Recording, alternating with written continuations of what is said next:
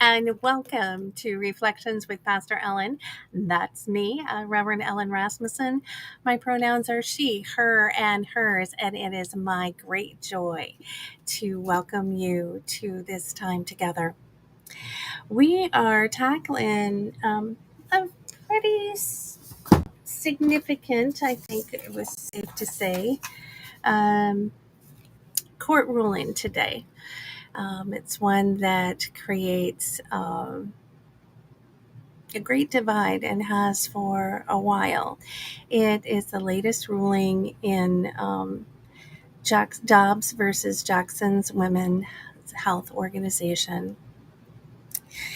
And depending on how you look at it, um, it can be, um, it can be looked at as a variety of from a variety of perspectives.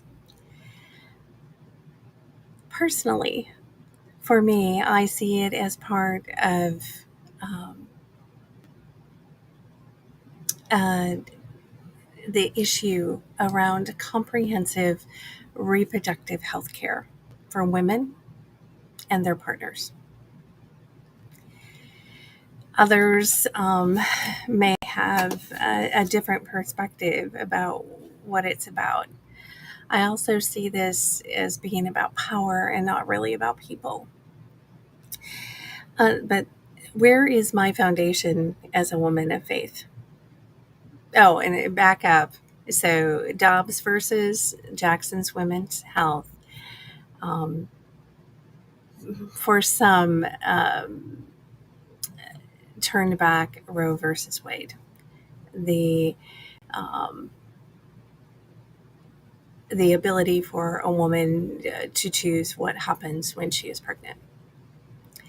Now, according to my doctor, because I am a person, right?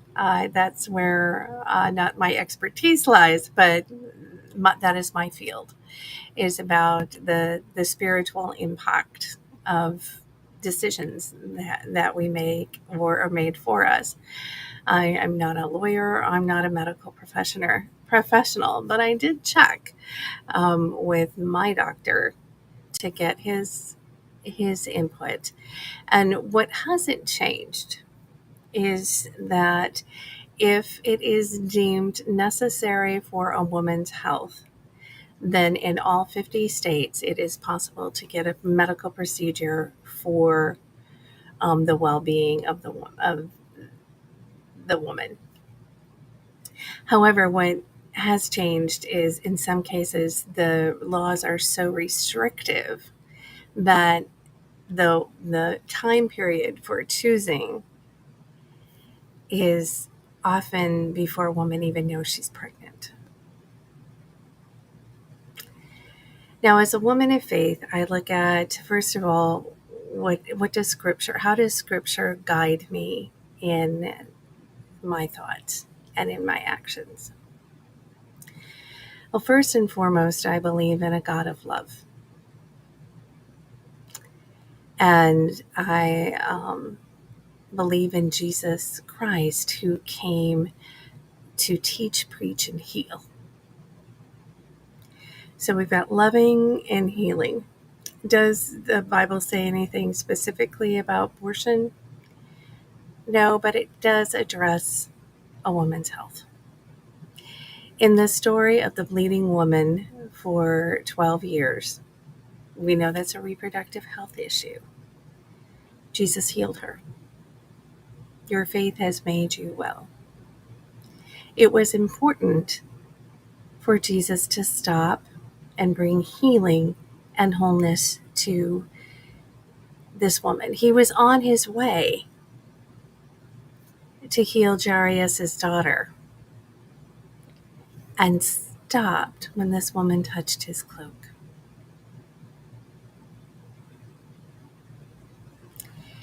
Reproductive health care, women's health care is important to Jesus and hopefully all of us.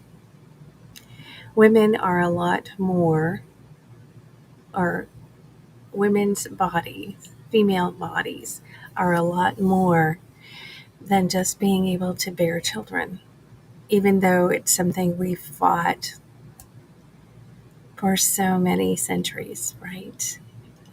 When we read scripture, when we look at it, it's important to have heirs, it's important to have children to carry on.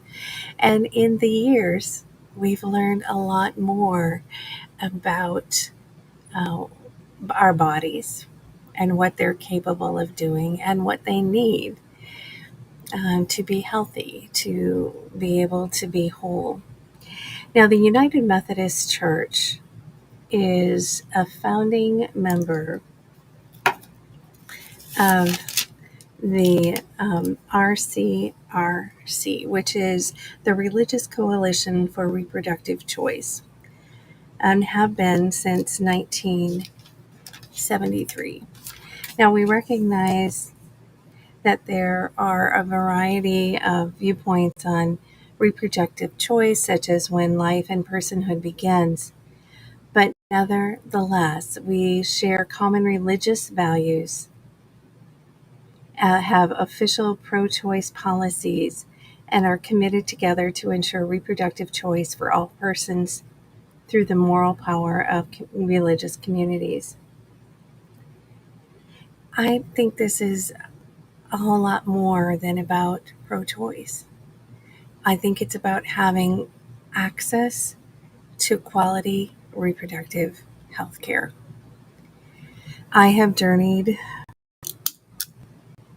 with women and families across the reproductive health spectrum.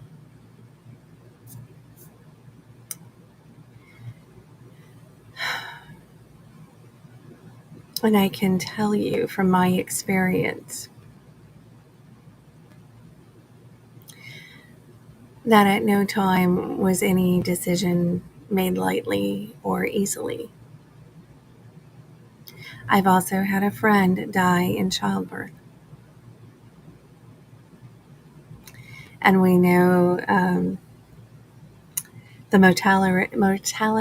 mortality rates for women, especially women of color, during childbirth are stunning in the United States. They're far too high. I was with a friend when she and her husband had to make a decision about what to do with the fetuses she was carrying, the twins, who were not going to develop in um, to be able to live outside the womb, and what the impact of her health was, and the choices that she and her doctors and her husband made. The people that know what is best for someone who is pregnant is the pregnant person and the doctors involved.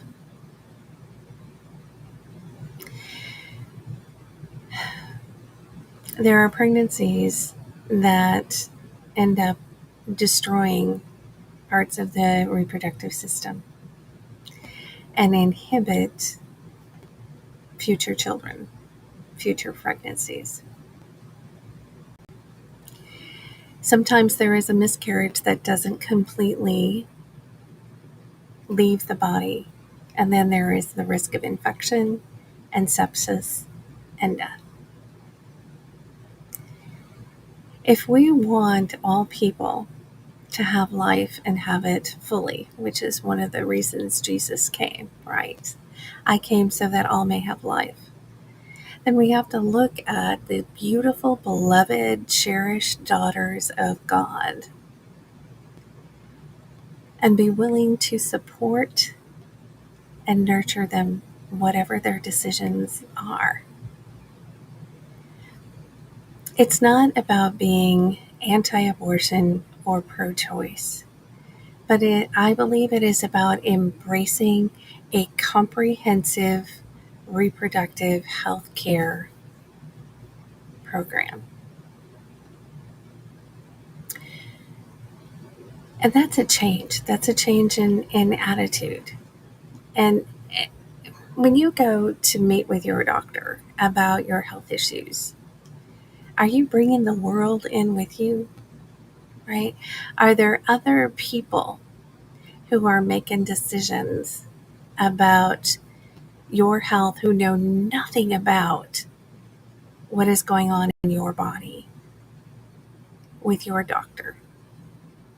Now, if your doctor is concerned about decisions, may recommend second opinions and so forth, right? And if you're concerned with what your doctor is saying, you can get second opinions and more. But if we want women to live fully and completely, to have life abundantly, as Jesus calls us to live, the beautiful, beloved, cherished daughters of God, the beautiful, beloved, cherished who can get pregnant, the beautiful, beloved, cherished who can give birth, need our support for a comprehensive reproductive healthcare system.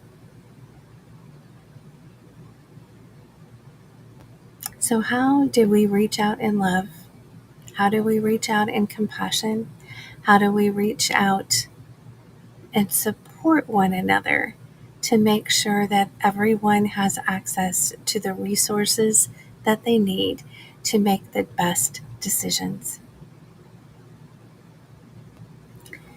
Being pregnant and bearing a child is risky, and women and those bearing children should have access to the best health care possible, a comprehensive reproductive health care program. They should be able to decide by having contraceptive available to them whether or not they want to take the risk of bearing a child. And they should have access to reproductive health if they're having difficulty and need additional support getting pregnant. It's the full range of comprehensive reproductive health. And if we deny one area, we can deny another. Jesus came so that all may have life, that all may be free, that all may live into God who God has called us to be. My hope and prayer is as we journey together, you will do all that you can to ensure that there is a comprehensive reproductive health care system available to each and every one. This doesn't impact just women.